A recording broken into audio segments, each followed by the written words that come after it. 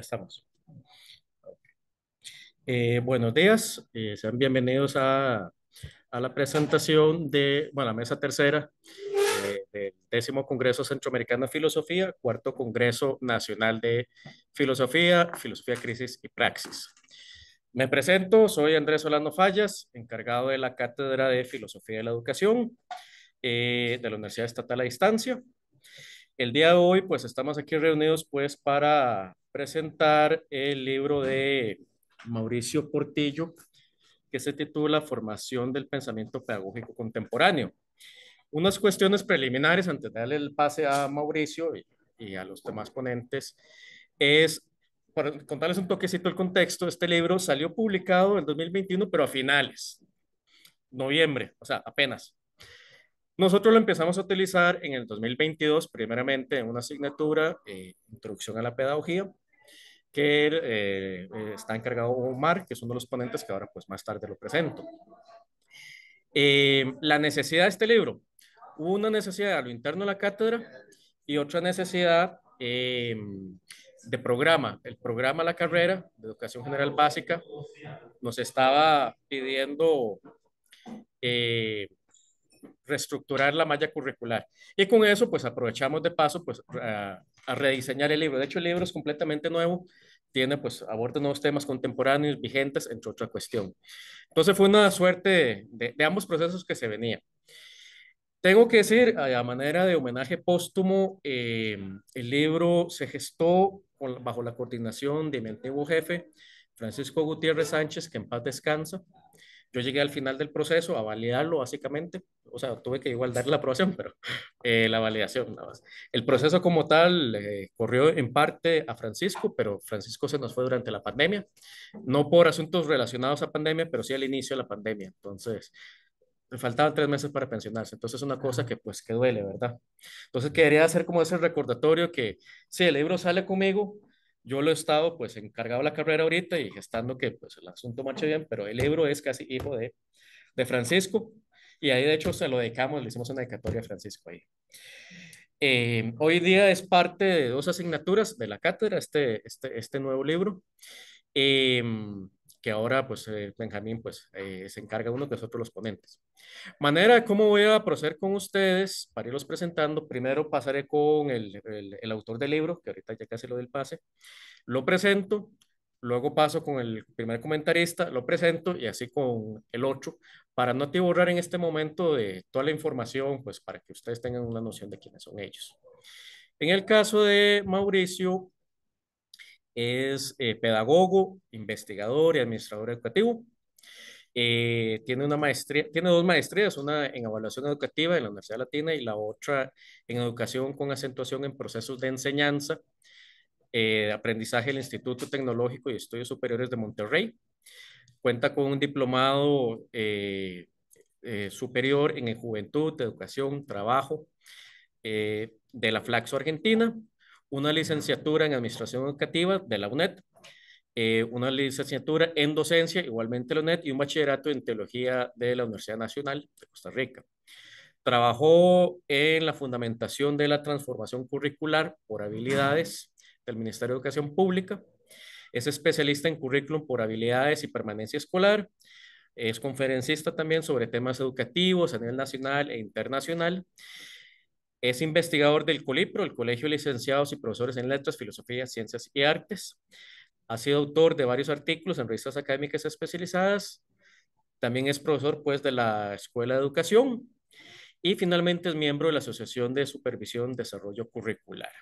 Entonces, denme un momentito para darle el pase a Mauricio. Voy a compartir la pantalla, Mauricio.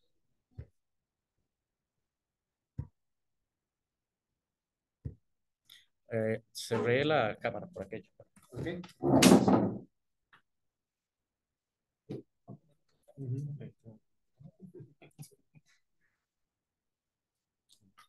Hola, buenas tardes.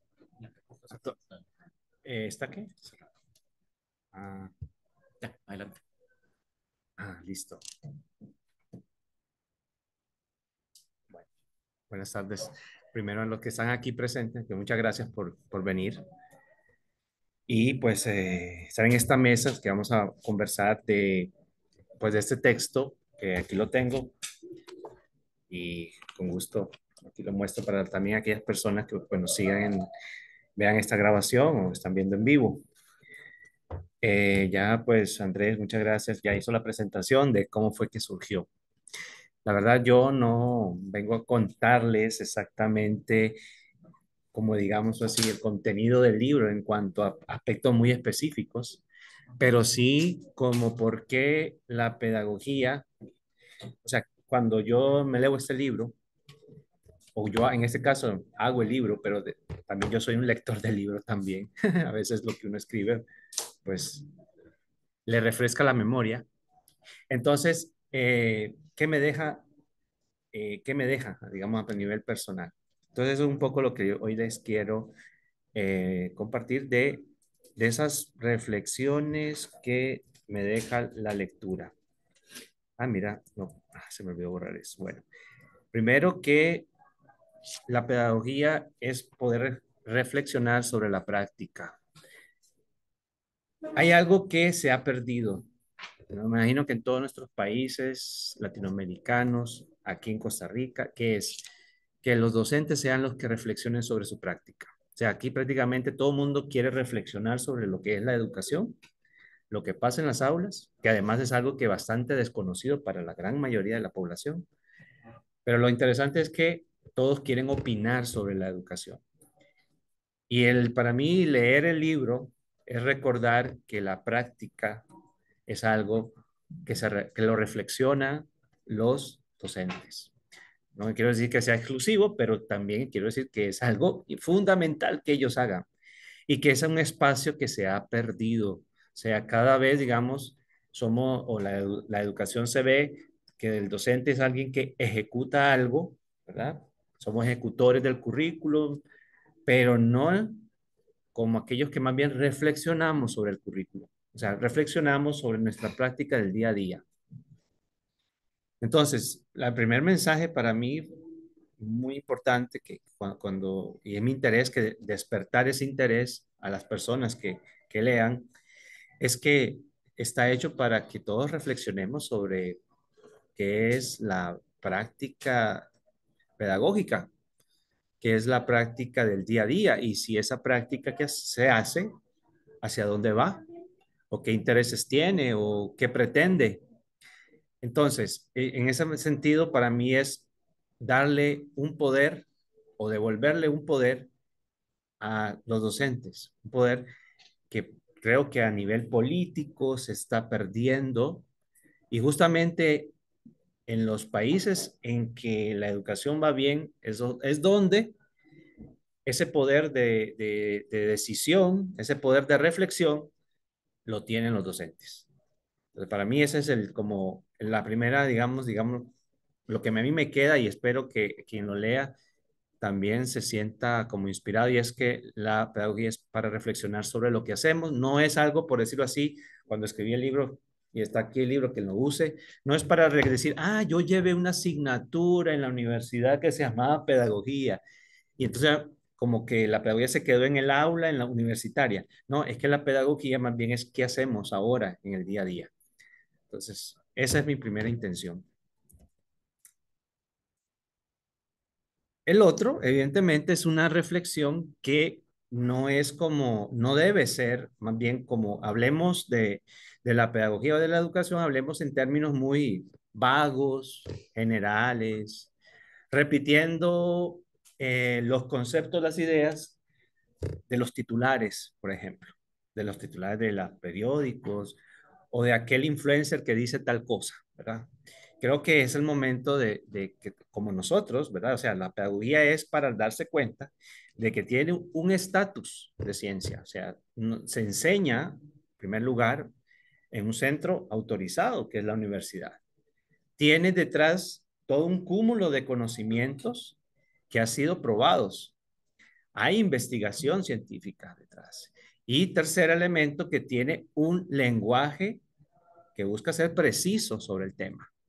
Entonces, no se vale, ¿verdad?, hablar de las cosas como antes se hacía, porque ciertamente hubo una época incipiente como en todas las ciencias, ¿verdad? Ciencias sociales, donde se usaban lenguajes que eran metafóricos, que tenían, ¿verdad? O tenían inspiración en diversos conocimientos, por ejemplo, qué sé yo, la filosofía, por ejemplo. Pero lo que quiero decir es que tenía un lenguaje muy metafórico, ¿verdad? Que el estudiante es como una plantita, por ejemplo, que hay que estar regándola para que, o es como una semilla, ¿verdad? Entonces son cosas, expresiones de la agricultura, etcétera, pero ya estamos en una época en que como estatus científico que tiene la pedagogía, no se puede, no podemos estar hablando, ¿verdad? En esos términos, sino que debemos realmente reconocer, utilizar un lenguaje apropiado, lo más preciso posible. Tenemos que reconocer que hay un conocimiento, una construcción del conocimiento que como ciencia social que es y además aplicada, porque eso es otra, ¿verdad? Hay algunos que la siguen viendo, no sé, como una ciencia teórica. O sea, no es ciencia teórica, es ciencia aplicada. O sea, realmente hay que hacer investigación de la praxis, o sea, de lo que pasa realmente. Y a partir de ahí, evidentemente, comenzar a generar una serie de encontrar patrones, ¿verdad? Encontrar conocimientos que podamos, evidentemente, transferir a otros ámbitos, a otros contextos. Este es otro de, creo, de los mensajes que para mí me queda del libro y cuando yo lo hice, evidentemente, eso es lo que yo mismo, pues fui viendo, ¿no? Investigando de ese estatus, que generalmente hay personas que lo cuestionan, de hecho. Creo que si ustedes, me imagino, conocen, hay personas que cuestionan ese estatus científico. Lo que pasa es que creo que aquí viene también el punto, y creo que más adelante lo menciono, y es que es complejo. O sea, yo creo que esta es una de las áreas, ustedes saben, la educación es compleja, la pedagogía es compleja. Entonces, metodologías sencillas, metodologías simplistas no sirven. Esas son las que fracasan. Pero visiones amplias, multidisciplinarias, para estudiar el tema, esas son las que deberían más bien fortalecer esta disciplina. No, como digo, no cositas, metodologías muy básicas, ¿verdad? O sea, el conductismo básico, ¿verdad? Eso no sirve. Aquí estamos hablando que ustedes saben bien que la educación, el ser humano, esto requiere de una visión de múltiples visiones, más bien múltiples miradas sobre esa realidad.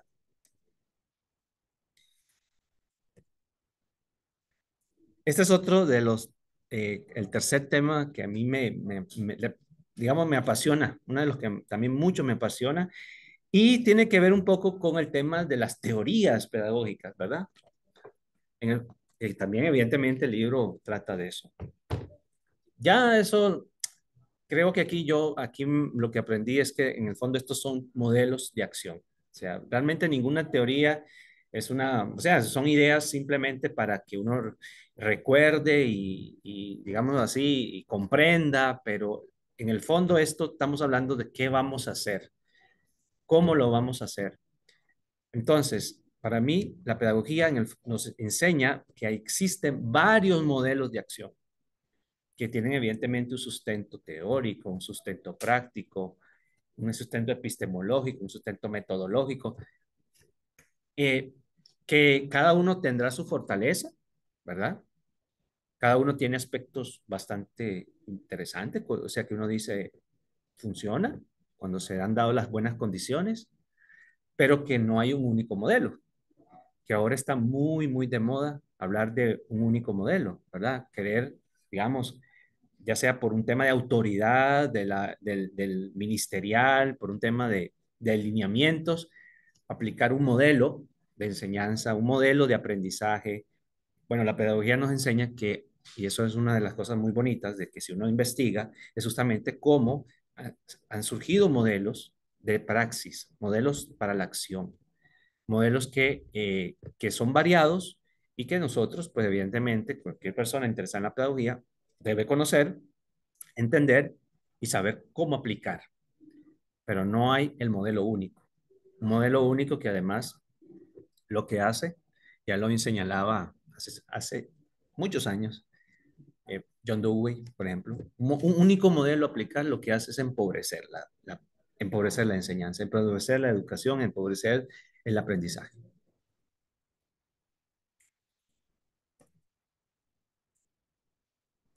Otra de las enseñanzas, digamos, que para mí me dejó el tema de la complejidad. Yo ya anteriormente se lo mencioné.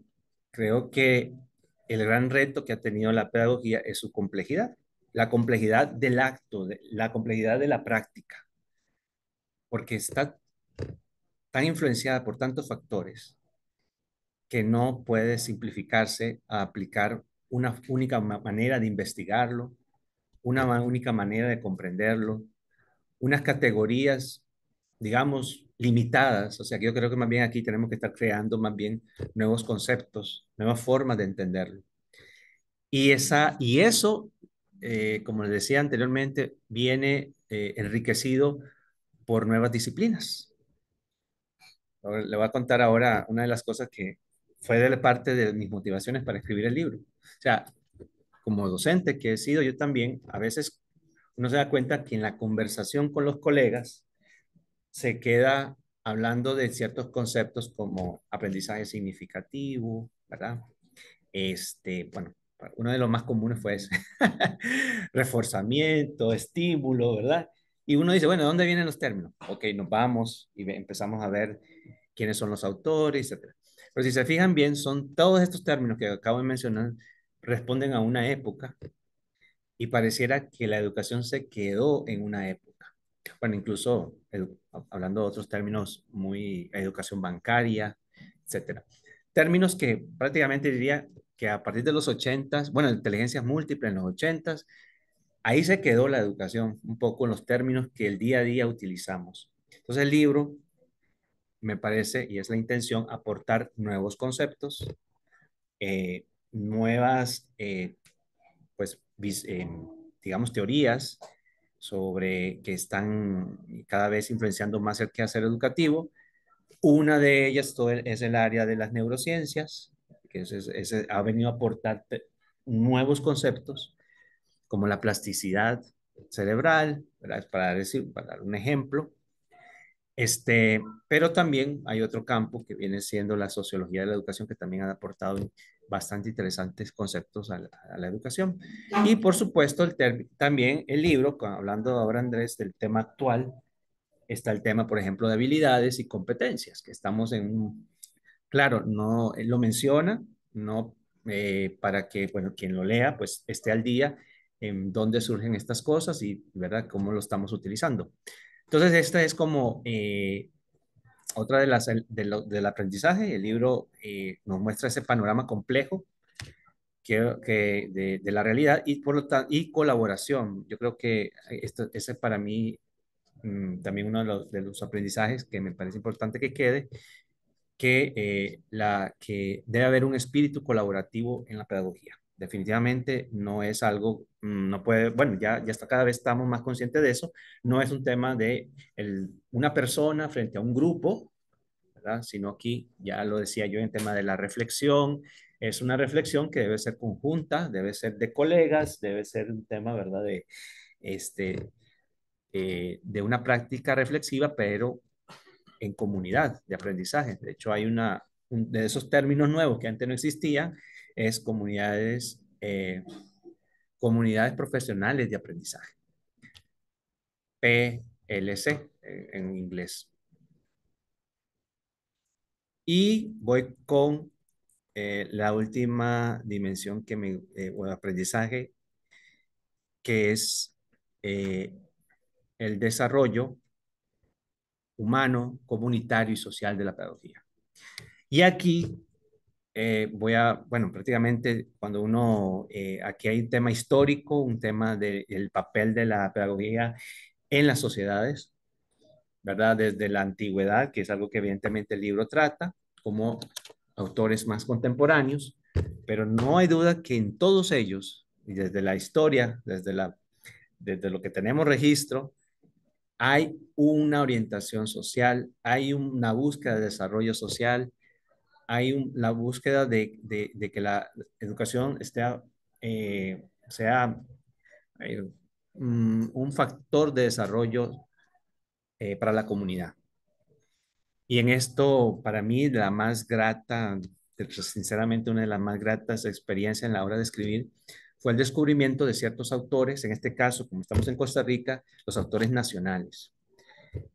Por ejemplo, ese sentido social, ese sentido crítico, eso de realmente que la vida esté, o sea, que en las aulas o en los espacios educativos sea para reflexionar de la vida y de lo que está pasando, yo lo encontré en autores, en varios autores, pero por ejemplo, sobre todo me gusta mencionar a Carmen Lira, porque para mí era una de las que más tenía claro eso, pero igual todos los grandes educadores, sin duda alguna, su práctica es para un desarrollo social, emocional, personal, colectivo. Lo mismo puede decirse, por ejemplo, más clásica, ¿verdad? Con otro enfoque, tal vez menos político, pero por ejemplo una María Montessori es lo mismo, o sea, es lo mismo es cómo busca el desarrollo de un grupo específico desde una mirada. Y ella desde una mirada muy científica, ¿verdad? Como era su formación. En el caso de que yo mencionaba a Carmen Lira como una mirada más política, ¿verdad? Pero ciertamente con el mismo objetivo. Y les quiero terminar con una de las frases que la verdad no me atreví a poner el nombre del autor porque dije yo, si lo pongo es que así lo dijo. Y la verdad que no me acuerdo si así lo dijo. Yo me acuerdo de lo que yo pensé. O sea, como decía, yo me acuerdo del sentido de la frase y era que es la vida la que viene a las aulas para magnificarla, para engrandecerla. Es una frase en realidad de Celestine Freinet. Para mí esto es una de las frases más hermosas que hay.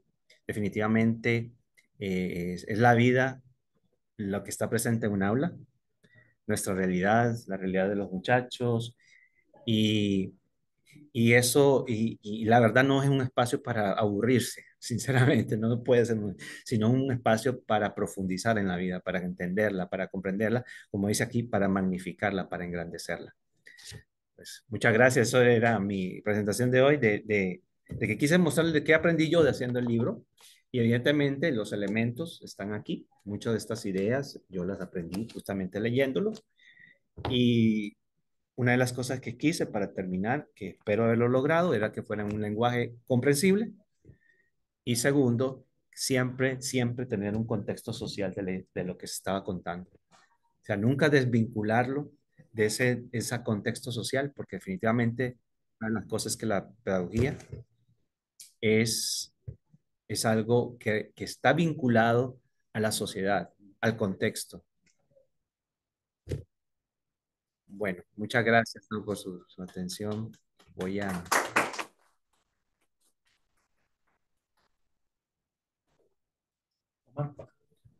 ya le... Para la pregunta compartir. Voy a parar de compartir. Okay.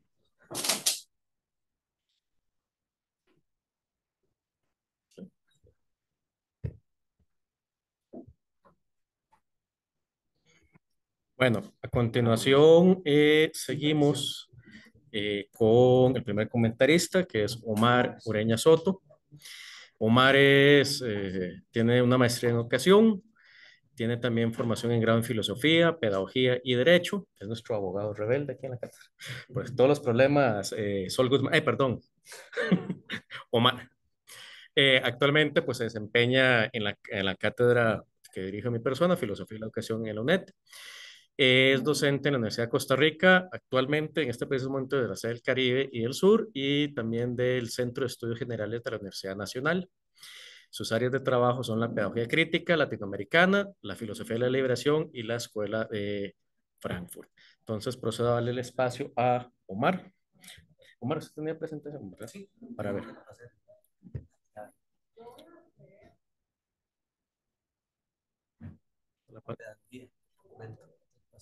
A la llave, pues, un momentito.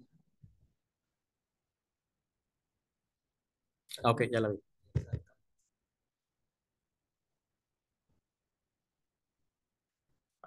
Sí,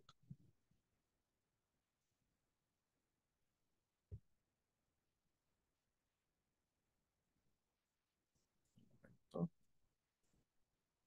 Para ponerlo en Zoom para que empiece a compartir de una vez.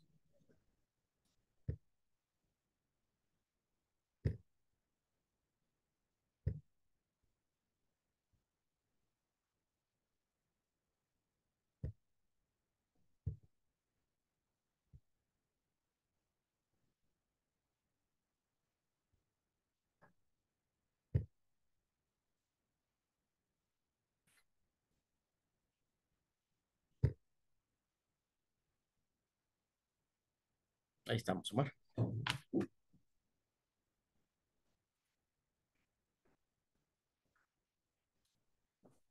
Bueno, buenas tardes. Un poco la intención de este espacio es hacer unos comentarios puntuales sobre el texto que nos presentó Mauricio, bueno, el que es autor, el profesor Mauricio. Entonces, eh, aquí tenemos un poco la agenda de lo que quiero presentarles. Básicamente nos vamos a enfocar en estos minutos en estos tres breves temas. Lo primero son algunas impresiones sobre el texto, ya les indicaré en qué sentido va eso. El segundo tema es la pedagogía como ciencia y finalmente este tema que intitulé igual que el capítulo del libro de Mauricio, se llama Breve Historia para el debate pedagógico actual, ¿verdad?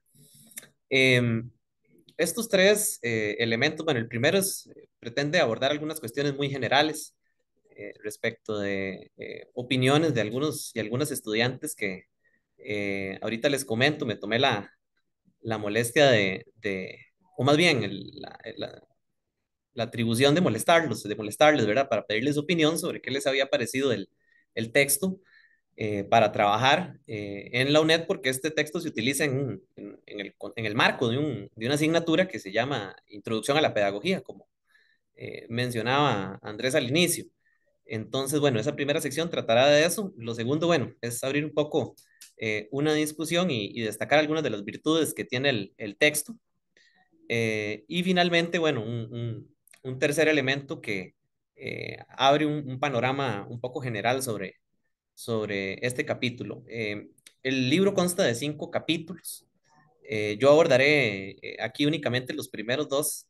Entiendo que, bueno, el compañero Benjamín, que continúa después de mi persona, hará un comentario sobre los tres restantes capítulos de ese texto. Entonces, para que tengan noticia de que el texto no se resume ni por asomo a lo que les voy a presentar. Entonces, bueno, eh, voy a iniciar tal vez diciendo que desde el primer cuatrimestre de 2020 ingresé a la UNED. Entonces había esta discusión de que se manejaba cierto material, ¿verdad?, para trabajar en la asignatura. Y entonces, por estas fechas, recuerdo que se empieza a conversar sobre la posibilidad de incluir el texto de Mauricio, ¿verdad? Em, Efectivamente, bueno, el texto se empieza a utilizar, como bien mencionaba Andrés, a partir del 2022, y es en ese marco del 2022 al 2023, hasta este cuatrimestre, perdón, hasta el cuatrimestre anterior del 2023 de la UNED. Ustedes saben, la UNED funciona 3 cuatrimestres al año, ¿verdad? Entonces, eh, desde el 2022, desde el primer cuatrimestre del 2022 hasta el segundo cuatrimestre del 2023, les consulté a varios estudiantes por medio de un chat de Telegram que por ahí manejamos para comunicarnos en el desarrollo de la asignatura, algunas preguntas, puntualmente 2 preguntas.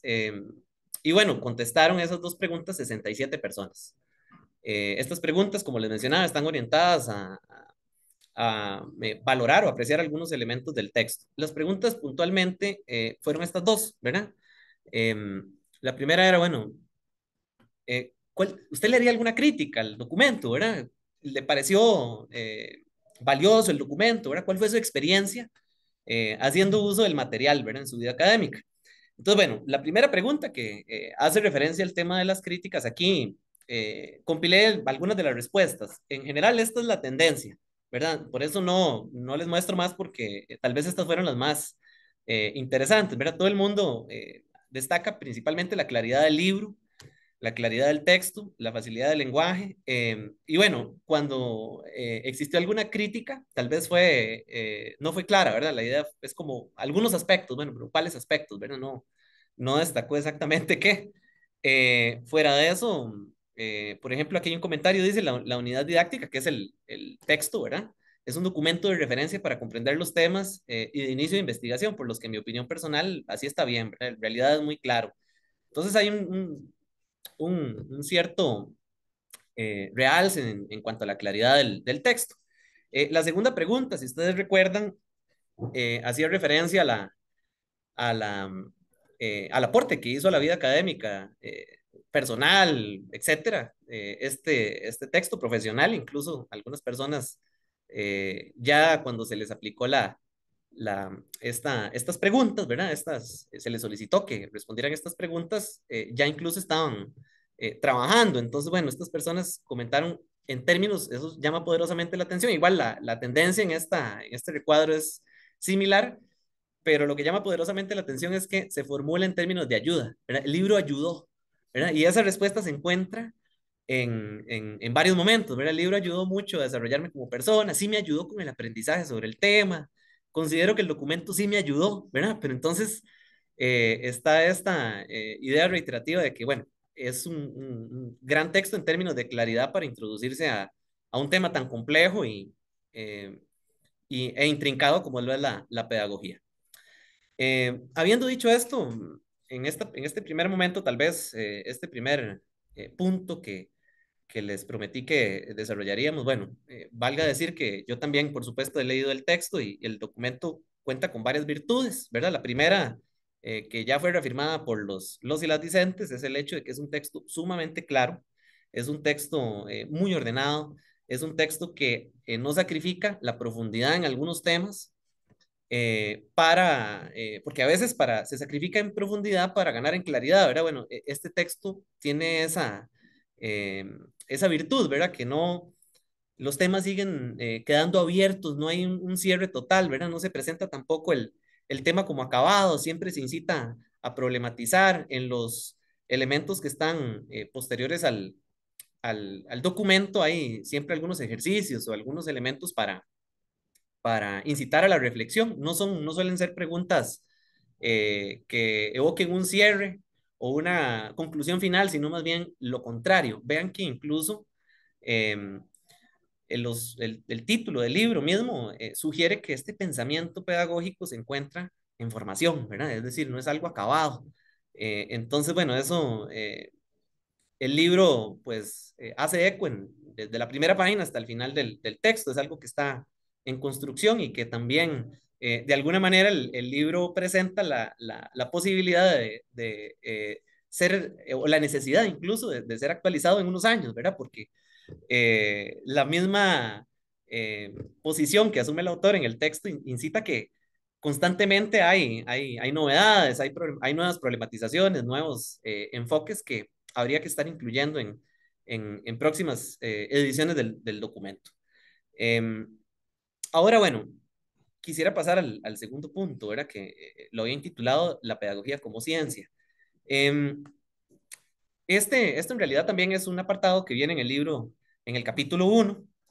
El autor da varios argumentos, bueno, ahora lo escuchamos, ¿verdad? Varios argumentos muy interesantes, muy puntuales que refuerzan la posibilidad de afirmar que la pedagogía es una ciencia. Sin embargo, y reitero sobre esto, también el autor demuestra que en este capítulo 1 la pedagogía es más compleja que reducirlo al ámbito de lo científico. Si bien se precisa un objeto de estudio que es sumamente complejo, ¿verdad? Que es, a fin de cuentas, es móvil el sujeto de estudio de la pedagogía, ¿verdad? No es como a diferencia de tal vez otras disciplinas, un objeto de estudio que funciona a modo de fotografía, ¿verdad? Que uno podría trabajar con esa fotografía, tal vez para siempre, ¿verdad? En la pedagogía el objeto de estudio es móvil. Y hay una caracterización tal vez que más allá de ser ciencia, la pedagogía, bueno, también uno la podría calificar como una sociopraxis, que es un poco lo que nos comentaba Mauricio hace unos minutos. ¿Por qué como una sociopraxis? Bueno, primero la pedagogía tiene la característica de que, a diferencia de todas las otras disciplinas científicas, eh, todas las disciplinas científicas nacieron a partir de la división, ¿verdad? Era la especificidad respecto de un tema puntual y dividir el conocimiento en cuantas partes fuera posible para poder estudiarlo mejor en el espíritu cartesiano, ¿verdad? En el espíritu del discurso del método, que digamos es un antecedente importante en la conformación de la ciencia moderna. Bueno, más bien la pedagogía, si la dividimos hasta el final, ¿verdad? Nos quedamos con algo bien extraño, porque resulta que cuando uno empieza a profundizar en la cuestión pedagógica, se da cuenta de que todas las ciencias tienen, como les decía, este objeto de estudio que está quieto, que está preciso, que es describible, que es fácilmente determinable, observable, y a partir de eso uno puede complejizar. Sin embargo, con la pedagogía, la pregunta principal, o en su nacimiento, por lo menos en la modernidad, era, bueno, cómo enseñamos, cómo hacemos que la gente aprenda. Y inicialmente, ¿cómo enseñamos, verdad? Recordemos sobre esto que enseñar es un sinónimo del verbo mostrar, ¿verdad? Y demostrar alguna cosa no se sigue que alguien aprenda algo, ¿verdad? Uno puede mostrar un montón de cosas y de eso no se sigue que la gente aprenda alguna de todas las cosas que uno mostró. Pero bueno, las preocupaciones iniciales de la pedagogía son cómo enseñamos, cómo hacemos que la otra persona aprenda, ¿verdad? Por lo menos en este periodo moderno. Y el gran desafío es que hay un momento a partir de que se empieza a realizar esa división, ya no dije comparte, bueno, se empieza a dividir el conocimiento en partes, ¿verdad? Se empieza a fraccionar el conocimiento, en donde la pedagogía tiene que preguntar ya no cómo enseño, cómo aprendo, sino qué enseño y qué aprendo. Y resulta que esa es una pregunta que requiere necesariamente del diálogo con otra disciplina, ¿verdad? Entonces es una disciplina que en esa división radical de la modernidad se ve obligada a renegar digamos, división cajonera que proponía la modernidad en su inicio.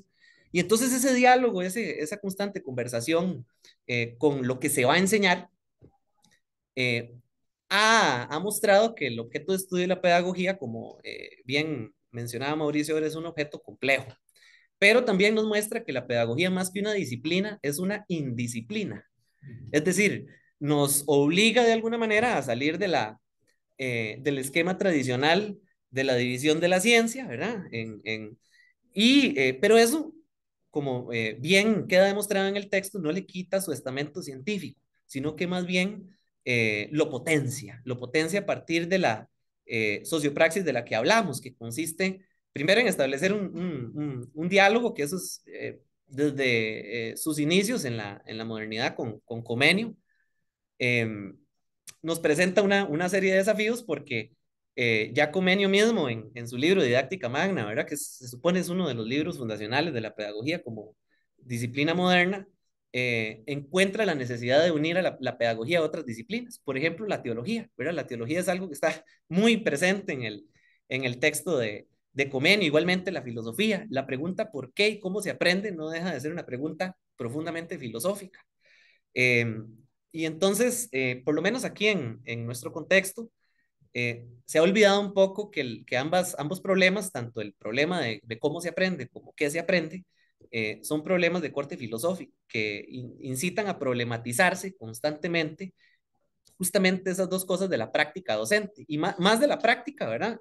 Más bien, por eso la pedagogía sería una sociopraxis, más bien de la praxis docente, es decir, de cómo estamos en este ir y venir entre la formulación de un modelo, una teoría pedagógica y su aplicación, y en ese ir y venir reflexivo y autocrítico de si eso nos funciona y si nos funciona para qué nos funciona y si nos funciona en este contexto podría funcionar para otro o viceversa.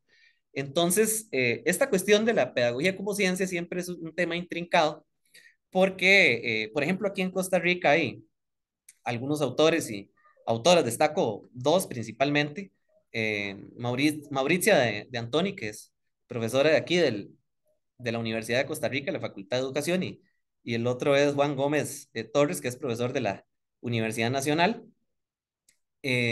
Ambos sostienen, por ejemplo, que independientemente de si la pedagogía es una ciencia o no, su valor radica en su carácter sociopráctico, ¿verdad? Que es importante reafirmar el peso de la pedagogía como ciencia, pero esa discusión, digamos, eh, no debería limitarse o no debería reducirse ahí, como bien destaca Mauricio en el texto, ¿verdad? Entonces ese es un elemento que podríamos destacar como valioso del documento, que a pesar de que afirma y da las bases para entender por qué la pedagogía posee un estatus científico, también si el lector, digamos, está atento, eh, queda claro, es evidente que también la pedagogía como ciencia se puede formular entre signos de pregunta, ¿verdad? Es algo que está ahí, ¿verdad? ¿Por qué afirmarlo? Bueno, significa que es debate o es algo que podría formularse también entre signos de pregunta, ¿verdad? Entonces es algo interesante que tiene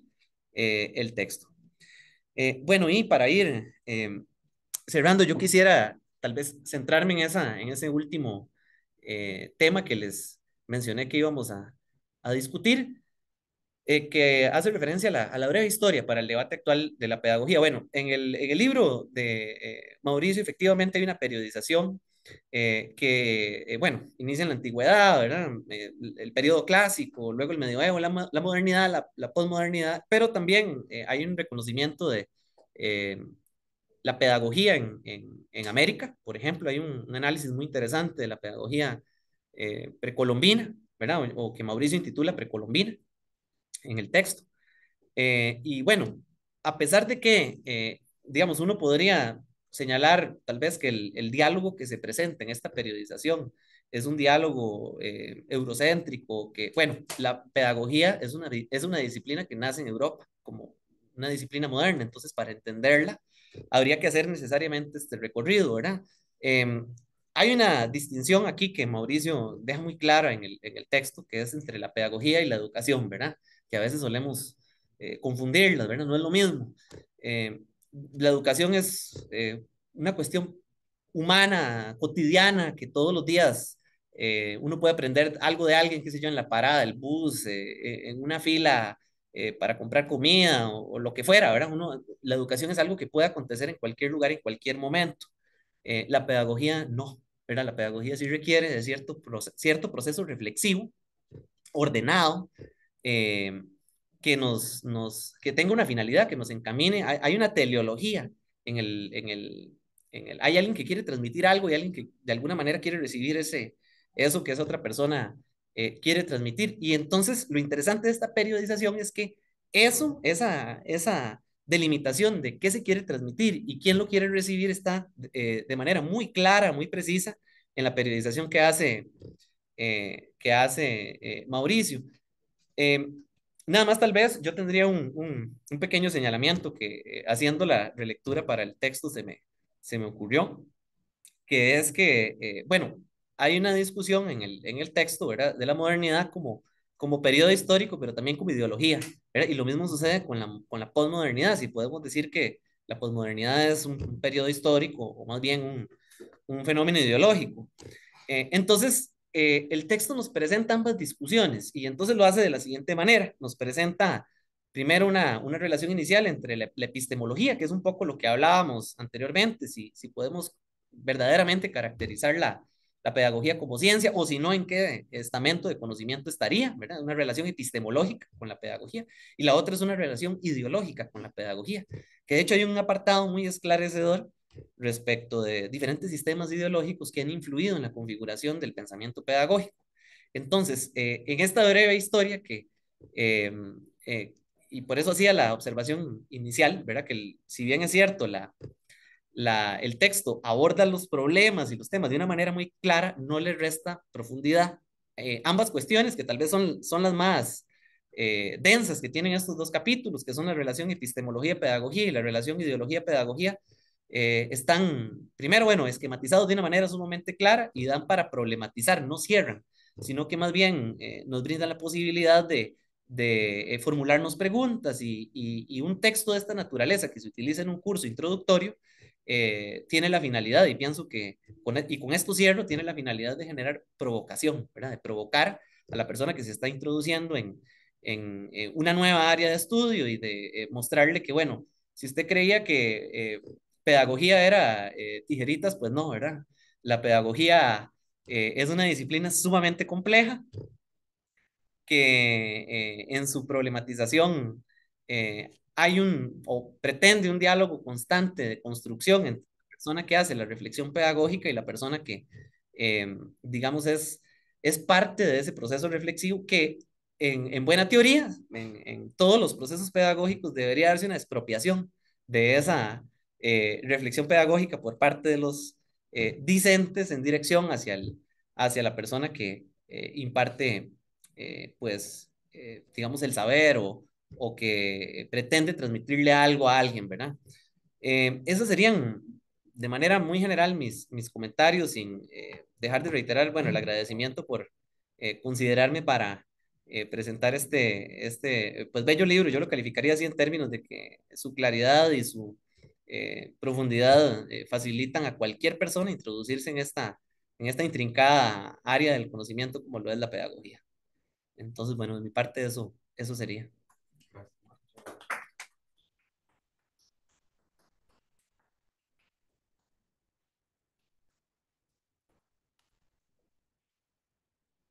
Hombre, era Rodolfo González.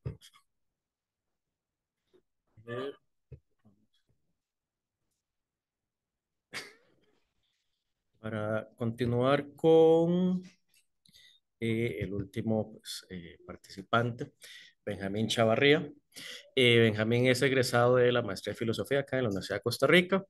Es licenciado y bachiller en filosofía por la Universidad Nacional, bachiller en sociología de la Universidad de Costa Rica y posee una licenciatura en docencia en la Universidad Estatal a Distancia. Es docente, coordinador de la Cátedra Realidad Nacional Yolanda Oreamuno, coordinador de los Centros de Formación Humanística del TEC y docente de la cátedra pues, que yo tengo a cargo. Pues al igual que Omar, él ha dado la asignatura, la introducción a la pedagogía, y hace poquito le acabo de poner una nueva, que tiene un nombre muy largo, si se acuerda, Pedagogía para la Enseñanza de los Estudios Sociales y Cívicas, si no me falla, ¿verdad? Eh, Sus áreas de trabajo son la epistemología social, alteridad, metodologías activas, y honestidad académica. Entonces, le doy el paso a Benjamín.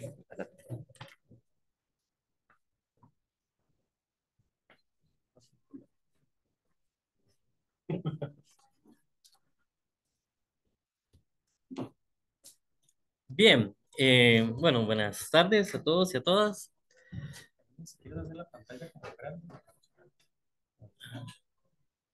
Segundo. Ahí está. Bien, bueno, buenas tardes. Muchas gracias a Andrés por organizar esta mesa para presentar el texto que utilizamos en nuestras asignaturas. Muchas gracias por invitar a Mauricio y a Mauricio por asistir. A Mauricio no lo conocía pese a que trabajo el libro desde 2020, pero no había tenido, no había podido colocarle rostro a ese nombre. Un nombre que, por cierto, los estudiantes se ponen muy creativos cuando lo citan. Portilla, tortillo, tortilla incluso. Yo no sé de dónde lo sacan porque dice portillo por todo lado, pero son tremendamente creativos. Y hay una parte en el libro que dice portilla, solo una, que es en la información bibliográfica. Entonces, como que eso da pie para... Y también dice que nació en 1976. Y me ponen como fecha de publicación del libro 1976. Entonces, yo tengo que explicarles que Portillo no pudo haber publicado el libro en 76 porque era un bebé, ¿verdad? Pero bueno, entonces lo importante acá es que, bueno, ya he podido conocer a Mauricio y pasarle esta grabación a los estudiantes de modo que también puedan poner un rostro en el autor. Y para las personas que estamos acá, pues conocer al autor que leemos. El libro de Mauricio, yo no preparé una presentación, voy a nada más a comentarles algunas impresiones. Cuando comencé a preparar la presentación del libro, dije, pues, ¿para qué voy a hacer una presentación si puedo escribir una reseña y publicarla en algún lado y divulgar el libro? Entonces terminé escribiendo una reseña, que es la que empecé una cosa y terminé con otra, ¿verdad? Pero bueno, el texto a mí me parece muy rescatable en muchos de los aspectos que han comentado. Yo les voy a dar mis impresiones generales del texto. Luego me voy a enfocar un poco en los capítulos 3, 4 y 5. ¿Ok? Eso por ahí. Bueno, para mí la pedagogía es la parte más importante del ámbito educativo, ¿verdad? De repente alguien que esté en administración educativa no estará de acuerdo, pero la pedagogía, al ser propiamente el acto educativo, Y cómo gestionamos eso es para mí el más importante y sin embargo es el que menos importancia se le suele dar, ¿verdad? Se le suele dar más importancia a los aspectos formales, como nos dijo Mauricio, a la parte del currículum, y rara vez tenemos no solo las ganas, sino el tiempo o el espacio para discutir sobre cómo enseñamos, ¿verdad? Y a mucho menos incorporar modificaciones en lo que hacemos en el aula, ¿verdad? Eh, es la parte más importante y también es la parte más transformadora, ya sea para bien o para mal, ¿verdad? Como educadores tenemos la posibilidad de excluir a alguien del sistema educativo si hacemos mal nuestro trabajo. Entonces, usted hace mal su trabajo, alguien se desmotiva, abandona el sistema educativo y eso le puede afectar su vida para siempre, ¿verdad? Entonces, cuando hablamos de que la educación es un acto transformador, es en la pedagogía más que todo, para mí, donde se da y tenemos que hacerlo bien porque es una actividad con una responsabilidad ética enorme, ¿verdad? También es el ámbito al que se le da menos espacio y es el ámbito con el que frecuencia se le carga mucha responsabilidad. Y les menciono una polémica que de repente recordarán, que es la polémica de Cocorí. ¿Se acuerdan cuando, bueno, una polémica que lleva desde los 80, ¿verdad? Si Cocorí era o no un texto racista. Y la respuesta que en su momento dio las instituciones del gobierno, del Estado más bien, fue que el texto tenía algunos elementos, pero que podían ser discutidos a nivel del aula, ¿verdad? Entonces, que a nivel del aula, el docente o la docente podía discutir sobre el tema, abordarlo, problematizarlo y hacer una discusión sobre el racismo, ¿verdad? O sobre cómo evitar prejuicios y todo eso. Es decir, que se cargó a la parte pedagógica solucionar algún tipo de problema que se podía dar, pese a que es la parte a la que le solemos dar menos importancia. Entonces, eh, estudiar a profundidad la pedagogía es algo fundamental. Nosotros, en la cátedra que tenemos y los cursos que impartimos Omar y yo, son cursos para estudiantes de primer ingreso y seleccionar un texto para estudiantes de primer ingreso, que de repente nunca han cursado una carrera en la U, que de repente, como son estudiantes UNED, tienen mucho tiempo de no estudiar. Zonas rurales. Zona rural, zona indígena, con poca conectividad a veces. Es un tema muy complicado. Muchos de los textos que uno encuentra son muy complejos, tienen alguna pomposidad de los lenguajes técnicos que no es nada accesible. Otros son incompletos en el sentido de que se enfocan de repente mucho en la parte teórica y todo lo demás queda por fuera, o están desactualizados o son muy limitados. Entonces no es fácil seleccionar un texto y en particular seleccionar un texto para educación a distancia tampoco es fácil por lo que mencionamos, porque no hay un acompañamiento semana a semana y la población tiene vulnerabilidades importantes que hay que atenderlas a nivel educativo, ¿verdad? Entonces este texto para mí eh, compensa muchas de esas carencias, ¿verdad? El texto lo comenzamos a utilizar, si mal no me equivoco, en 2020, de manera preliminar. Bueno, la versión preliminar. La versión preliminar en 2020. 21, Ujú. 20, 21. Sí, ya la versión final salió publicada con algunos cambios en 2021, ¿sí? Y se utiliza en el curso de introducción a la pedagogía y cuando este año, Andrés me encargó diseñar se hizo una nueva carrera en la UNED, que es Estudios Sociales y Educación Cívica, y había que diseñar el curso de pedagogía, pero específico. Cuando se me encargó esa tarea que nunca la había hecho en mi vida, ¿verdad? Eh, pues recurrí al texto porque yo tuve la responsabilidad de seleccionar un texto, porque no había texto, ¿verdad? Para pedagogía no había texto. Había para introducción a la pedagogía, pero no para pedagogía para estudios sociales. Entonces acudí al texto porque considero que tiene una sencillez que es muy adecuada, tiene una cantidad, un marco conceptual bastante amplio que permite hacer un análisis crítico de la realidad nacional, ¿verdad? Y porque tiene una estructura que resulta muy muy útil, una estructura deductiva, en mi opinión, que resulta muy útil. Entonces, el texto para mí, voy a mencionarles los elementos que yo destaco. Se trata de un acercamiento sencillo, pero de gran alcance, porque presenta conceptos centrales para la teoría de la educación en un lenguaje sencillo, como les dije, sin esos aspavientos academicistas que nada aportan en primer año. De repente usted se quiere poner, desde mostrar a las demás personas lo inteligente que usted es y lo sabio que es, pues lo puede hacer en otros espacios, pero no en un texto que es para estudiantes de primer ingreso, ¿verdad? En ese sentido, el texto tiene un lenguaje muy adecuado para el estudiantado de primer ingreso, pero no por ello carece de profundidad, como dijo Omar. Y les menciono una discusión que aparece en capítulo 1. Nos dice en una o dos páginas que la educación no puede ser dogmática. Bueno, y que no hay educación con dogmatismo. Palabras más, palabras menos. Esa es una discusión enormemente compleja, ¿verdad? Y que permite que usted a nivel de aula haga una reflexión crítica sobre cuál es la tarea docente, la responsabilidad docente. Entonces explica de manera sencilla algunos conceptos, pero que permiten discusiones muy amplias, ¿verdad? El autor también optó por una amplitud de temas, y esto es bastante útil porque no se espera que un estudiante, una estudiante de educación solo distinga conceptos, sino se espera de que sea capaz de vincular esos conceptos con fenómenos sociales actuales y fenómenos a gran escala. Por ejemplo, ¿qué tendría que ver la ética con la tecnología educativa? Y eso se aborda en el texto.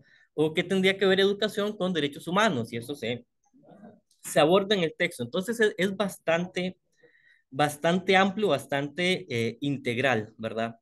En particular trabaja en su último capítulo de dos temas muy actuales, que es la axiología, y en particular la axiología, que es la teoría, una parte de la ética que estudia el valor, en la relación con los derechos humanos, y también estudia la tecnología educativa, no solo como una oportunidad, porque uno, usted ve un discurso oficial cualquiera sobre educación, sobre tecnología educativa, y todo es una maravilla, y que las TIC y esto y que lo otro, ¿verdad? Pero el texto menciona eso, pero también menciona riesgos de la tecnología educativa que requerirían que el docente mantenga una actitud de vigilancia, ¿verdad? Bueno, me están diciendo que enseñe esto porque esto es lo importante. Bueno, pero es realmente lo importante, o es lo importante para un sector económico que quiere que los estudiantes se formen en esto, en tal cosa, ¿no? Todos esos elementos se permiten con el texto y vienen dentro del texto, ¿verdad? Una crítica importante al homo economicus, al transhumanismo también. Como les dije, la estructura del libro a mí me parece algo muy rescatable. En ocasiones, por cosas que no tienen que ver con la materia con la que nosotros damos, ¿verdad? Ya aprovecho para hacer una autocrítica. A veces nos dicen, nos han puesto primero el capítulo 4 y después el capítulo 3, lo cual a mí no me parece, porque rompe la estructura que lleva el libro, ¿verdad? Eh, pero es porque nos presionan por otros lados. El capítulo 1 nos da conceptos teóricos, qué es pedagogía, pedagogía como ciencia, todo esto. Capítulo 2 nos da una historia de la educación. Capítulo 3 nos explica los modelos pedagógicos. Y el capítulo 4, los aportes de algunas figuras de la educación costarricense. El asunto es que, bueno, primero ocupo la teoría general para poder entender la historia o estudiar la historia. La historia uno no simplemente la estudia describiendo, la ocupa un aparato conceptual para guiarse. Entonces, primero el 1 con la teoría, luego el 2 con la historia, luego vamos a modelos específicos, y en el capítulo 4 nos presentan autores que rescatan esos modelos. Por ejemplo, Carmen Lira estudió y conoció la experiencia de Montessori, ¿verdad? Las instituciones educativas montessorianas. O si estudiamos en Magamboa, pues ocupamos conocer a Dewey, o la escuela activa. Entonces ocupamos el capítulo 3 para entender bien el capítulo 4. Por eso hay una estructura que es importante como continuarla, y a mí me parece muy rescatable. Y el capítulo 5 ya analiza temas específicos, como les dije, ética, derechos humanos, tecnología educativa, ¿verdad? Eso. La estructura a mí me parece muy provechosa, no solo porque nos permite tener una guía de contenidos más simples a complejos, sino que si nos ponemos eh, estrictos, ¿verdad? Y agarramos la taxonomía de Bloom, ¿verdad? La dirección ideal de pensamiento, el texto sigue un poco esta idea, ¿verdad? Tenemos unos capítulos donde tenemos actividades relacionadas con las categorías si recuerdan Bloom, ¿verdad? Las primeras categorías, conocimiento, comprensión, y las últimas, a ver si me acuerdo, era síntesis, análisis, sí, eso. Eh, Podemos hacer eso con este texto, y de hecho lo hacemos en la asignatura. Los primeros capítulos, actividades evaluativas tipo mapa conceptual y cosas así, ¿verdad? Y ya con los últimos capítulos podemos hacer cosas más complejas y más interesantes que son de un nivel mayor. Ya ahí estamos haciendo ensayos propositivos, análisis de caso, portafolio de campo profesional y otros que ya los estudiantes toman esta información, toman algo de la realidad actual y generan un producto, ¿verdad? Esto también se permite por la estructura que tiene el texto, ¿verdad? Eso fue. Em, Nada más quiero comentarles, bueno, ya dicho esto, les dije que les iba a comentar un poco algunos capítulos. Em, Cuando estaba conversando con Omar, nos dividimos por así el libro, que Omar capítulo 1 y 2, yo capítulo 3, 4 y 5, porque están muy relacionados. Sí quisiera mencionar algo del capítulo 1, porque es el capítulo que a mí más me gusta. En la UNED tenemos 3 tutorías, ¿verdad? Y en la tutoría 1 vemos el capítulo 1, y es la que a mí más es la que más me hace feliz, hay que ponerlo en esos términos, ¿no? Es la que más me hace feliz tratar, porque es una oportunidad para motivar a la gente a la carrera de educación, ¿verdad? Entonces a mí me gusta mucho el capítulo, ¿verdad? Eh, pues todos tuvimos experiencias educativas que no fueron de repente muy agradables o muy adecuadas, ¿verdad? Y quisiéramos que los docentes que vengan no cometan ese tipo de cosas, ¿verdad? Entonces, para mí capítulo 1, tutoría 1, es la oportunidad para dejar ahí una semillita bueno, seamos docentes transformadores, docentes comprometidos, ¿verdad? Y el capítulo 1 toca todos estos temas, ¿verdad? Entonces, es un bonito capítulo que permite hacer algo más que impartir contenidos y algo más en la línea de motivar eh, una, una práctica docente distinta. Eso por ahí. Capítulo 2, bueno, es una historia de la educación, no la voy a comentar, ¿verdad? Ya lo comentó Omar. En capítulo 3, nada más voy a comentarles un poquito los modelos pedagógicos que se mencionan para que ustedes vean lo completo que es el texto. El capítulo 3 se titula Principales modelos pedagógicos contemporáneos. Nos comenta el modelo pedagógico por proyectos, William Hurt Kilpatrick, STEAM, STEM, aprendizaje basado en proyectos, cultura maker, todo esto, ¿verdad? Algo que se permite relacionarlo con cosas que vimos, digamos, en pandemia, ¿verdad? En pandemia vimos cultura maker cuando se estaban haciendo proyectos colaborativos, ¿verdad? Con respiradores y cosas interdisciplinares.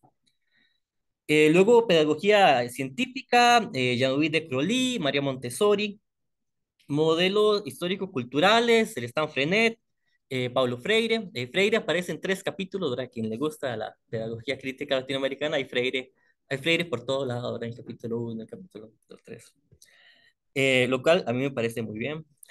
Modelos tecnicistas, aparece el conductismo, ¿verdad? Hay que conocerlo, el conductismo, y hay que conocerlo porque el conductismo no está muerto. No significa que deba vivir, pero no está muerto, ¿verdad? Hay un neoconductismo muy fuerte.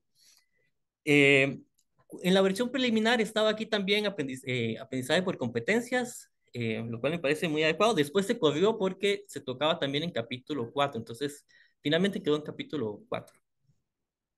Modelos cognitivos, Piaget, Oswald, ¿verdad? Con el concepto de aprendizaje significativo. Todo el mundo lo utiliza y de repente no entendemos lo que es. Modificabilidad estructural cognitiva, Feuerstein, inteligencias múltiples de Gardner. Me pareció muy interesante cuando lo leí, la poiesis de Maturana y Varela. Pero entonces, si de repente alguien está interesado en ciencias cognitivas, pues aquí tiene un primer acercamiento y ya después puede ir a profundizar. Aprendizaje basado en aprendizaje por computadoras, construccionismo, conectivismo, ¿verdad? Si ustedes ven, son modelos que en su mayoría son muy vigentes. Entonces, si de repente uno le llama la atención uno, pues te sirve para invitación y de base para eh, meterte en esa discusión. No es, es bastante raro que alguien diga, mira, yo me adscribo a un modelo educativo particular, pero sí es algo que deberíamos dedicarle más atención, ¿verdad? ¿Qué tipo de pedagogía voy a hacer? Que no lo hagamos es parte de la poca atención que le dedicamos a la pedagogía, ¿verdad? Si alguien, de repente, no sé si todos los que estamos acá somos educadores o lo queremos ser, pero de repente uno agarra 5 educadores y les pregunta, oiga, ¿cuál modelo pedagógico es el que usted más aplica o con el que más posiblemente o nos digan cualquier cosa o no saben, ¿verdad? Y es útil porque la práctica educativa hay que reflexionar, la verdad, hay que dedicarle su tiempo, no es así como voy a hacer un examen, voy a hacer tal cosa y ya. Capítulo 4 se llama Tendencias pedagógicas contemporáneas, aportes y aportes de los pensadores en instituciones educativas costarricenses. Inicia con los cambios que incorporó el espíritu liberal en Costa Rica, ¿verdad? Algo como bastante breve, que nos presenta por qué es que los liberales estaban interesados en la educación. Recuerden que los liberales son los que hacen la educación gratuita, primaria gratuita y obligatoria, ¿verdad? Nos apunta un dato que no, de repente no nos dicen todo el tiempo. Eh, Nos mencionan con frecuencia que Costa Rica, prontamente, cuando fue independiente, hizo la educación primaria gratuita y obligatoria. No nos dicen que era obligatoria si había una escuela en el rango de 2 kilómetros de donde vivía la persona, que ya eso hace que la mayor parte de la gente pues no era tan obligatoria porque no habían escuelas por todo lado. Me parece un dato muy relevante porque hay que desmitificar un poco el espíritu liberal también, ¿verdad? Pero nos destaca por qué los liberales estaban interesados en la educación como una lucha contra los dos poderes que estuvieron en ese momento, ¿verdad? En particular el poder clerical. Luego nos presenta el aporte de 3 pensadoras costarricenses pertenecientes a la izquierda, Carmen Lira, Luisa González y Emma Gamboa, ¿verdad? Muy interesante que estas autoras estaban muy al día con las tendencias educativas a nivel, bueno, ponemos en Estados Unidos y en Europa, ¿verdad? Estaban muy actualizadas en ese sentido y hacen su aporte original desde la realidad costarricense. Se insiste mucho en el aporte social de estas pensadoras, ¿verdad? Ya estamos hablando de que nos dicen que, bueno, que no hay que enseñar, una parte del capítulo que nos dice que no hay que enseñar, no hay que educar pensando en el niño hipotético, es decir, el estudiantado. ¿Verdad? El estudiantado no existe, existe Pedrito que tuvo que caminar 3 kilómetros para ir a la escuela, o que sufre violencia en su casa, o que su papá tal cosa, que su mamá tal cosa. Los niños hipotéticos no existen, y esa discusión está en estas autoras, ¿verdad? Igual discusiones sobre equidad de género, cosas de ese tipo, ¿verdad? Em, Algo que también me llamó mucho la atención con respecto a lo actualizados que estaban estos pensadores y pensadoras en su momento. Por ejemplo, nos menciona que Omar Tengo incorpora algunas de las ciencias actuales de su época, ¿verdad? En el sistema educativo. Por ejemplo, que incorpora la sociología. No sé si saben, pero Dengo muere en el 28, en 1928. Durkheim escribe el suicidio en 1897. Son uno de los libros fundadores de la sociología. Se escribió eh, unos 20 años antes, 30 años antes de que Dengo muriera. Y Dengo ya estaba hablando de incorporar sociología. Es decir, que es una persona que conocía lo que se publicaba eh, muy reciente, ¿verdad? Lo cual no era fácil en aquel entonces, ¿verdad? Eh, Eso por ahí. La última parte se dedica a tendencias actuales en educación, lo que ha pasado con las bibliotecas, ¿verdad? Si trabajan en el MEP, pues en las bibliotecas ha pasado una transformación importante, enseñanza de idiomas y lo que les dije de aprendizaje por competencias, que estaba en capítulo 3 y se pasó para capítulo 4. Finalmente, el capítulo número 5 se llama Axiología y Tecnología Educativa. Como indica el término, pues trata sobre axiología, ¿verdad? Que es esta parte de la ética que se dedica a la teoría del valor, ¿verdad? Y lo que hace es relacionarla con educación. Bueno, la educación responde a propósitos sociales. Enseñamos contenidos que se consideran socialmente valiosos, ¿verdad? Si no, no enseñamos, ¿verdad? A mí no me gusta Bad Bunny, entonces siempre pongo el ejemplo de que no enseñamos Bad Bunny en la escuela porque no consideramos que sea valioso. De repente alguna gente sí. Yo no considero valioso.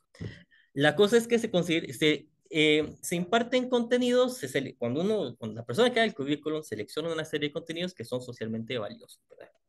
Y eso lo enseñamos. Ahora, el asunto es, bueno, ¿valioso para quién? ¿Verdad? Porque yo no tengo la misma posibilidad de configurar el currículum que tiene, no sé, algún representante de X empresa o tal, ¿verdad? O alguien que financió la campaña de tal persona o lo que sea, ¿verdad? Entonces hay muchas presiones sobre qué se enseña y el texto hace una discusión sobre esto, ¿verdad? Sobre el deber docente de, eh, de ver qué se le está diciendo que enseñe, cuáles son las presiones que hay sobre qué enseñar y cómo enseñarlo, ¿verdad? Entonces insiste mucho en esta actitud crítica que tiene que tener el docente, ¿verdad? Ante, ante las diferentes presiones, como les mencioné, ante el Homo economicus, por ejemplo. ¿Ok?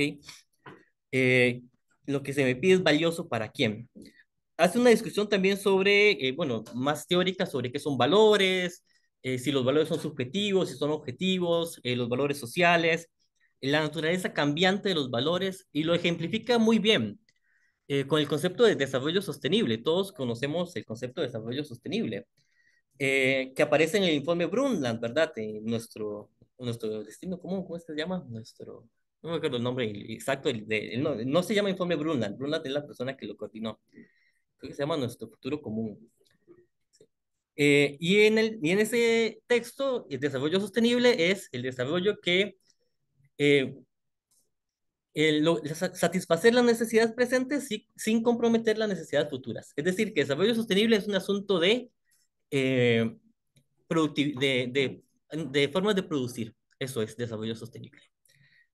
Eh, Año 2000 se publica la Carta de la Tierra y desarrollo sostenible ya no es un asunto de cómo producir, sino que es un asunto que tiene que ver con lucha contra la pobreza, tiene que ver con equidad de género, tiene que ver con un montón de cosas. ¿Por qué?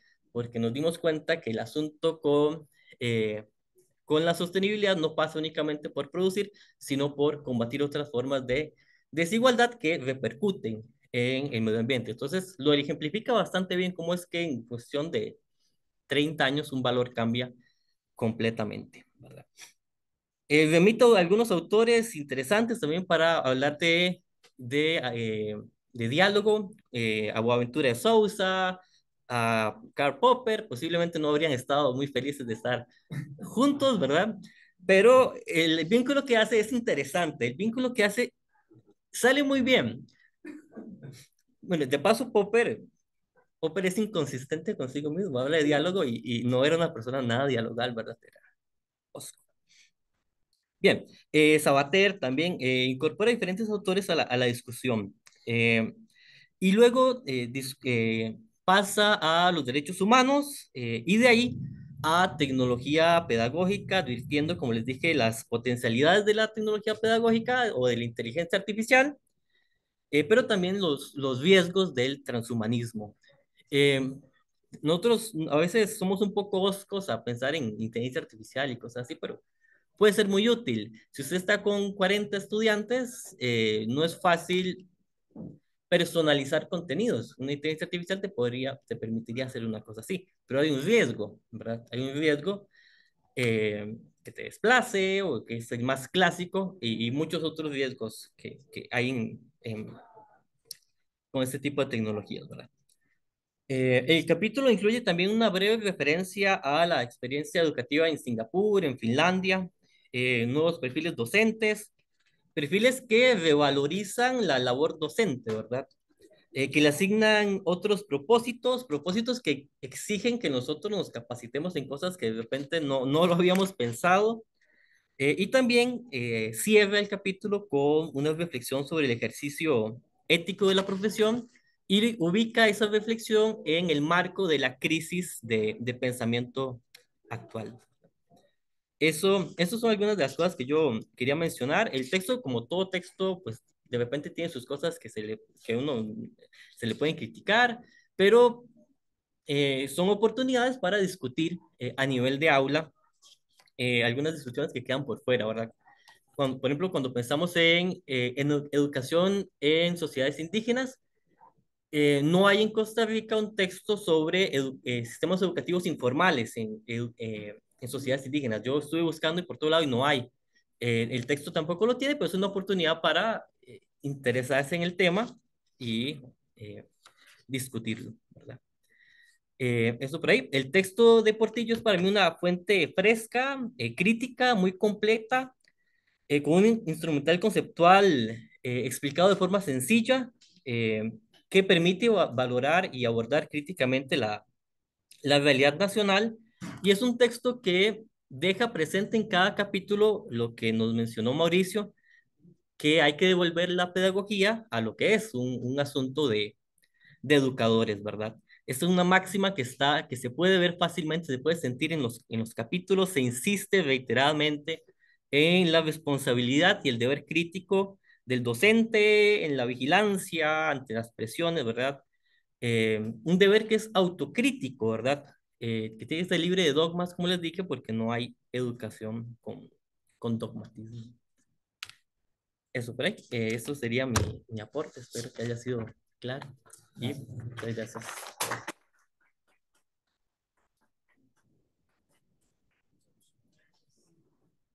Pierde control. De Todopoderoso. Bueno, antes de... Antes de hacer algún espacio de comentarios, pues si hubiera. Por si alguien está interesado en el libro, hay una cuestión de asunto legal por la que no lo trajimos acá. Yo no soy el dueño de la editorial, es la UNED, ¿verdad? Entonces, no puedo vender en nombre de la UNED. Sí puedo decirles que vayan a la librería de la UNED que está allá por, bueno, la más cercana sería Sabanilla, subiendo por allá, ¿verdad? Y doblando. Por aquello de ese asunto, es un asunto pues legaliforme. Por eso no trajimos así como muestras o algo así, porque esos otros asuntos legales que uno no se quiere meter. Yo no lo quiero hacer. Fíjate que eso es una muy buena pregunta y la aprovecho cuando estuvimos pensando, cuando saliera esta asignatura, cuando salió el libro, perdón, como tal, si lo hacíamos en PDF o en físico. No está en PDF, te respondo ya con eso, pero la pregunta, me gustó mucho la pregunta, porque aquí también tiene que ver con las poblaciones a las que lleguemos, ¿verdad? Yo decidí, esto fue decisión mía, bueno, me la avaló también la encargada de la carrera, pero fue decisión principalmente mía de que no fuera en PDF, porque pensando en los estudiantes de zonas alejadas. O sea, usted va con el teléfono y se le muere, adiós. A Omar ya se le murió el celular hoy. Así que hace el resto del día. Ver para el CIPRES, ¿verdad? Estudiantes que están en, digamos, ahorita un trueno de estos, en una de las zonas ya se hubiera ido la luz. Entonces, se les puede dañar la compu. O sea, hay muchos asuntos que hay que considerar, ¿verdad? Hay a veces un problema muy serio, y es algo que lo hemos estado discutiendo a nivel universidad, por lo menos UNED, ¿verdad? El asunto que sí, estamos bien, apoyémonos de la virtualidad, perfecto, pero recordemos que no todo es virtualidad. Entonces, esta unidad didáctica, por lo menos yo pedí que fuera física precisamente por esas cuestiones. Ya otros materiales que utilizamos complementarios, eso sí, como algún artículo de eso, pues los vemos en el entorno, más fácil de llevar, pero una asignatura como estas preferimos que fuera físico el material. Incluso, por ejemplo, esta asignatura también la lleva estudiantes privados de libertad. Entonces, igual habría que imprimírsela. Entonces, de una vez mejor. Esa fue la razón por la que no está pues, en PDF. Entonces, pero es una pregunta muy válida a tener en cuenta. Porque, teniendo otro asunto, esta asignatura también tomó en cuenta que era estudiantes para primer ingreso. Ahora, la UNED ha tenido un cambio muy interesante y ha sido que sí, muchos estudiantes siguen siendo los que trabajan. Ahora tenemos una nueva población que no es mayoritaria, pero se está abriendo paso, que es estudiantes recién salidos de colegio. Entonces nos presenta como doble, o estudiantes salidos de colegio, o gente que ya trabaja, ya viajó al colegio, quién sabe hace cuánto, y vuelve a retomar. Entonces, yo le digo, como hay que remover las estructuras neuronales otra vez para el aprendizaje. Entonces, de ahí la cuestión del idioma, que fue una de las cosas que se nos propuso. De hecho, una regla general que tiene por lo menos se llama productora académica, digamos que como la editora que me guió a mí en el proceso y en con otra asignatura, con otro libro, es que sin sacrificar la profundidad, que ahora hablaban ustedes, tener en cuenta que se entienda. A ver, nosotros, bueno, voy a asumir que la mayoría aquí somos de filosofía porque conozco caras. Ustedes saben que a nivel de filosofía somos odiosos con el lenguaje. Gente odiosa hablando con terminología odiosa para muchachos de primer ingreso. No digo que no vayamos a utilizar esos términos, enseñárselos de la manera más apropiada. Ahí hace falta un poco de didáctica también, ¿verdad? De paso. Y en filosofía, por lo menos nuestra formación, no la UNA, la UCR, tenemos ese fallo garrafal.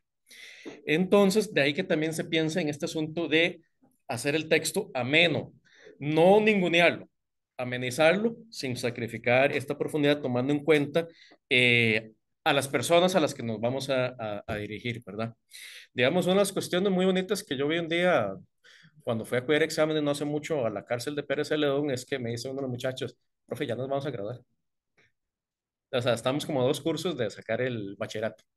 Ya habían sacado el diplomado y hace poquito nos graduamos. ¿Por qué? Porque hubo esa mediación apropiada.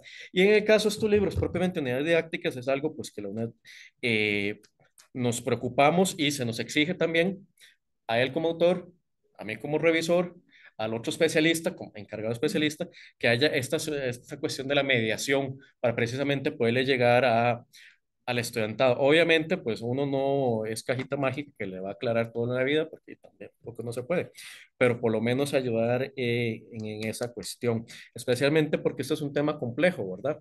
Esta asignatura, este libro, perdón, se da a 3 asignaturas, a 3 carreras, perdón, a 3 carreras.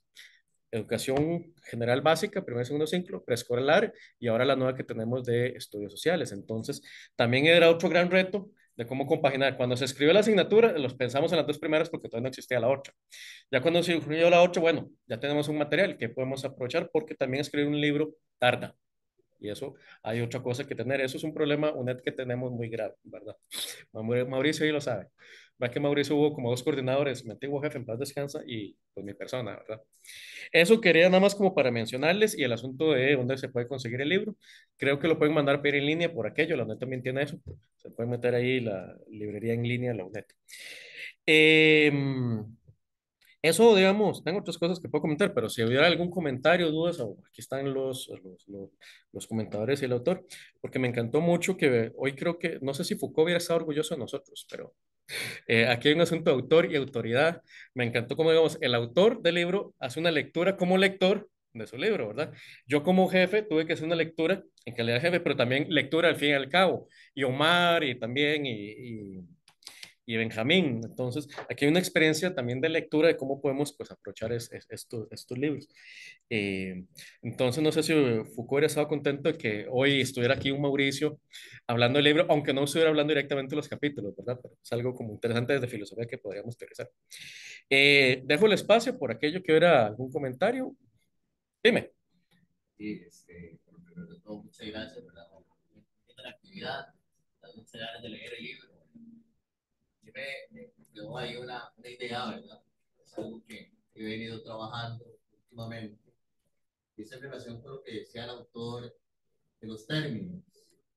Y ya que hay términos que están un poco anclados en la historia, ¿verdad? Y es necesario crear una nueva terminología. Sin embargo, hay una corriente, un paradigma, ¿verdad?, pedagógico que es dominante, ¿verdad? E incluso se ha introducido de modo hegemónico en la institucionalidad, no solamente del MEP, incluso en la institucionalidad universitaria, y que tiene una determinada tendencia, una visión de mundo, una epistemología, como lo es la teoría de las competencias, ¿verdad?, que surge en la década de 1990 con la Declaración de Bolonia, ¿verdad? A partir de la cual se pretende estandarizar el currículum de las universidades para adecuarlo a las necesidades de los mercados globales que están en constante transformación. Las teorías más clásicas, incluso de las competencias, sustituyen no solamente esto que está pasando en los currículos oficiales, donde se sustituyen los objetivos por las competencias, lo cual es un golpe muy duro a la filosofía de la educación, porque esa pregunta, ¿para qué educar? Incluso en los planteamientos más clásicos, ¿verdad? Ya no la hacen las personas que piensan, sino las personas empresarias. Se le pregunta a las personas empresarias qué competencias considera usted que necesitan las personas. Entonces hay una totalización de lo particular, ¿verdad? Porque en el trasfondo hay una visión de educación para el mercado y no como una cuestión integral del espíritu. Y de la teoría de las competencias derivan sus ramas, ¿verdad? Como por ejemplo la teoría, ya la parte de las habilidades, la teoría de las skills, ¿verdad? Por ejemplo, donde se enfatiza las soft skills o las habilidades blandas, ¿verdad? Y aquí es donde me preocupa a mí el vocabulario que se está impregnando institucionalmente. Por ejemplo, yo sé que hay una diferencia entre la noción de trabajo colaborativo que se emplea en el aula y la que emplea la empresa transnacional, pero a la vez hay una relación, ¿verdad? ¿Por qué? Porque colaboramos cuando todos y todas contribuimos a algo, pero esa noción que se está empleando en las grandes empresas transnacionales ahora, de que ya no somos personas trabajadoras o empleadas, sino que somos colaboradores y colaboradoras, nos está diciendo que tenemos un sentido distinto, ¿verdad? Ya hay una noción ahí que va determinando mi visión de mundo, a que yo no soy una persona que tengo mis propios intereses y que son distintos de la patronal, por así decirlo, ¿verdad? Lo mismo, por ejemplo, se habla en las soft skills de trabajo bajo presión. ¿Por qué no más bien impulsar una educación que nos hable de ver los derechos y los deberes de las personas trabajadoras e incluso derecho laboral, ¿verdad? O sea, se nos está hablando de capacidad de trabajar bajo presión o incluso algo más general como comunicación asertiva, ¿verdad? Donde la comunicación asertiva, si bien establece un ambiente más horizontal para discutir, todo está en función de lograr el objetivo de la patronal, ¿verdad? Entonces, en ese sentido es que va la pregunta, ¿verdad? De si debemos decodificar, deconstruir estos términos de estas teorías que se han hecho hegemónicas y que se han instituido incluso oficialmente en los currículos de las distintas instituciones, o si debemos desde abajo crear desde una posición situada nuestros propios términos y nuestros propios conceptos y modelos pedagógicos para generar un modelo crítico actualizado que nos ayude a revertir esos escollos conductistas, ¿verdad? Que están llevando una visión, ¿verdad? De la persona que se le está formando las soft skills del aula hacia la empresa y ni siquiera las empresas locales, ¿verdad? Con una visión de las empresas transnacionales. Si alguien, nos quedan como a las 2:45 porque pasa la gente. Si quieres venir acá, ¿para qué? Estás haciendo una excelente pregunta. En realidad, estás hablando como del meollo de un poco lo que estamos hablando. O sea, estás hablando justamente de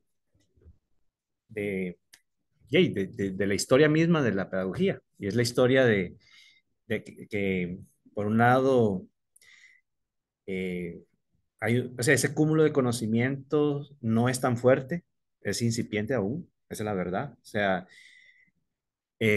nos falta, por decirlo así, importado muchos términos, ¿verdad? Ya sea términos economicistas o términos de la psicología, ¿me entiendes? O sea, o términos incluso lógicos, ya hablé incluso de la agricultura. O sea, eso ha sido, es un fenómeno histórico que se ha dado. También es cierto de que no hay un único consenso sobre esos términos que vos mencionás, sobre, por ejemplo, qué es skills. No hay un único consenso. No hay un único consenso que es competencias, ¿verdad? Eso no existe. De hecho, hay un debate de qué es. Incluso hay una visión de las competencias que puede ser que venga del mundo laboral o que puede ser que venga del mundo de las letras, ¿verdad? Alguien que es de esa área sabe que las competencias es un término que viene de ahí con una orientación o con una comprensión muy diferente a nivel epistemológico. Bueno, ambas cosas son necesarias, desde ponernos de acuerdo y hacer nuestras propias definiciones sobre qué son, qué se entiende y qué se comprende por tal, como también investigar, como generar nuestra propia investigación y crear nuevos términos. Por ejemplo, para uno hablaba de Pablo Freire, porque voy a decir, lo cito en muchos lugares, ¿verdad? Pablo Freire ha sido un referente para nosotros. El tema aprendizaje dialógico, él fue el que lo puso y sigue vigente. Y sabemos qué implica, qué quiere decir con eso. Entonces, ese tipo de trabajo, siguiendo los pasos de él, por ejemplo, generando nuevos términos para justamente una educación diferente o con valores diferentes, esa es la labor que nosotros debemos hacer, incluso justamente tener muchísimo cuidado cuando queremos agarrar un término que viene de, ¿verdad? Del mundo de la economía, como estás diciendo vos, competencias laborales, soft skills, todo eso, y quererlo implementar y usar en el día a día en el aula. O sea, ahí hay un problema. Hay un problema, y esa es nuestra labor. O sea, esa es nuestra labor como pedagogos. O sea, decir, ponernos para pensar y reflexionar, ok, esto realmente me sirve, hacia dónde va. Entonces, creo que sí, son esas dos tareas, es una tarea así, o sea, son dos caminos. Tenemos que hacer propio conocimiento, términos así como Paulo Freire dice en su momento, educación bancaria, aprendizaje dialógico, nadie enseña a nadie, ¿verdad? Aquella expresión que él dice, todos aprendemos, o sea, todos tenemos algo que enseñar o sea, que enseñar a los demás. Y por otro lado, pues cuestionar esa idea de competencias, por ejemplo, digamos, decir, bueno, esta idea de competencia a mí no me gusta, no es democrática, pero esta otra idea de competencia que viene de las letras, me parece que sí es válida. Eso es como, tratar de responder tu pregunta, que es una excelente observación, justamente, pero me parece que por ahí va el deseo del libro. Y también que gracias a todos por su retroalimentación, porque sí me habían dicho que eran para estudiantes de primer ingreso. Entonces, también mi deseo era que fuera un texto comprensible para personas que tal vez no tenían, ¿verdad? Un bagaje ahí cultural o, ¿verdad? academicista sobre el tema y entonces les despertar el interés por leer y aprender estos términos. Bueno.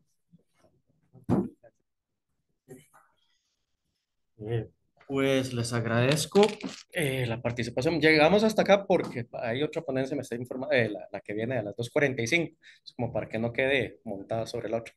Les agradezco pues el tiempo que se tomaran, que vinieran a escucharnos también. Pues están interesados nuevamente en el libro, repito, serían las editoriales de la UNED, lo pueden pedir en línea. Y pues muchas gracias a ustedes. A las 2:45 hay un cafecito ahí arriba. Están invitados Ok. los conferencistas y todos los presentes. Y luego nos vemos a las 3 acá. A las 3 continuamos con la segunda. Gracias. Perfecto. Entonces, los que nos están viendo a las 3 continúa la otra. Ahorita es un descanso de receso. Un receso, disculpe. Saludos.